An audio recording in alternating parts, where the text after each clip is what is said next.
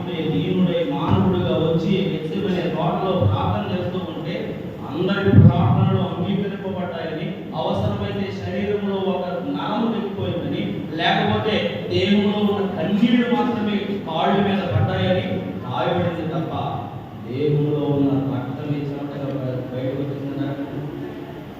అది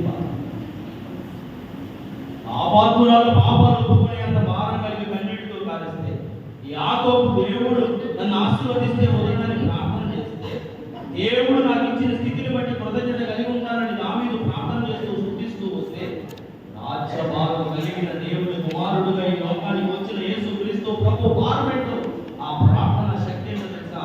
రక్తమే చిన్నగా మారిపోయేంత భారం. మానవుల కోసం తండ్రికి చేస్తున్న విజ్ఞాపన. తండ్రి చెప్తున్నాడు, ఎదిగో లిస్టు అని పెడుతున్నాడు. ఏంటా లిస్టు అంటే ముఖం మీద ముంబై పెడతాడు. ఇదిగో 10,000 మందిలో గుర్తుపట్టగలిగిన ఈ దేహము నాగటి చాళ్ళుగా